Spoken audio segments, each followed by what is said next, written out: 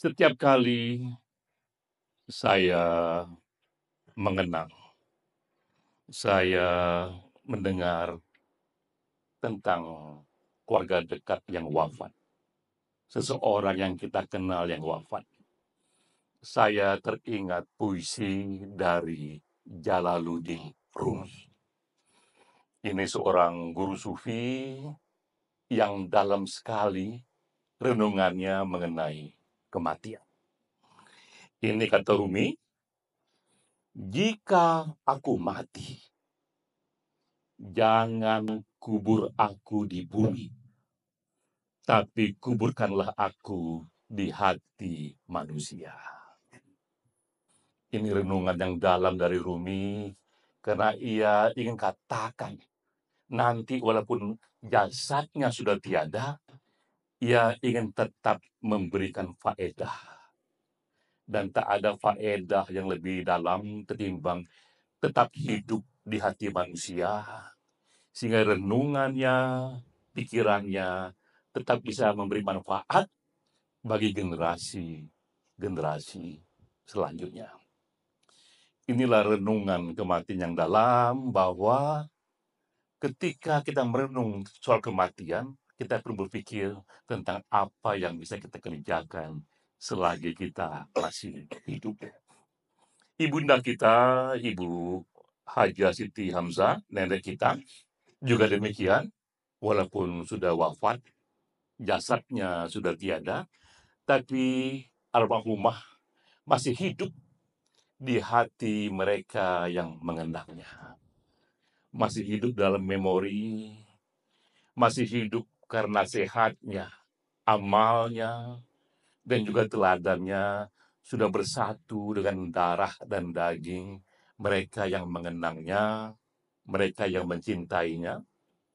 Sama tadi dengan Jalaluddin Rumi.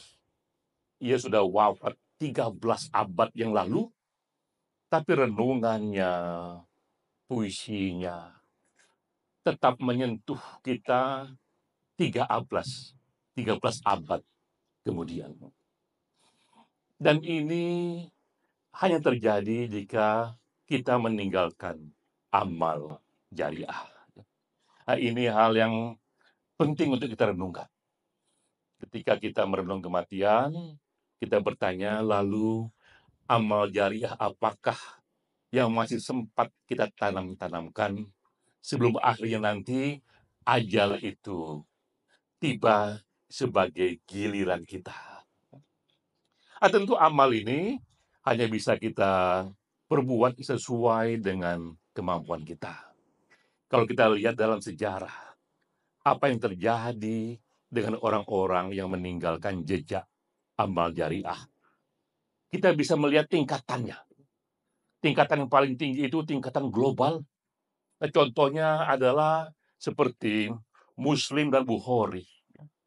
Ia meninggalkan riwayat buku-buku hadis yang ia riwayatkan, ia kumpulkan di abad 9, dan sampai sekarang manfaatnya di 12 abad kemudian itu masih terasa manfaatnya. Sama juga tadi dengan Jalaluddin Rumi, sampai sekarang masih terasa manfaatnya generasi demi generasi dan secara global. Nah, inilah amal jariah yang memang bisa diberikan oleh mereka yang levelnya level dunia. Tapi tidak semua orang seperti itu. Maka level yang bisa diberikan level di tingkat lokal. Nah, ini ada contoh yang menarik sekali. Saya sempat baca kisahnya. Ini kisah mengenai seorang yang sederhana di Sudan. Ya. Ia hanya memiliki satu petak tanah saja dan hanya punya cangkul saja di satu wilayah yang sangat kekeringan. Tapi ia tahu bahwa tanah dia ini mengandung air.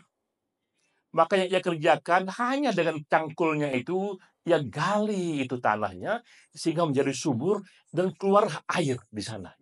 Dan dia katakan, air ini untuk semua di desa ini, silakan yang memerlukannya, ambil saja ini, juga untuk hewan-hewan yang memerlukannya. Dan ketika ia wafat, sumurnya pun masih berguna buat orang banyak, dan itu diberi nama kemudian sumur cahaya karim, karena namanya karim ya.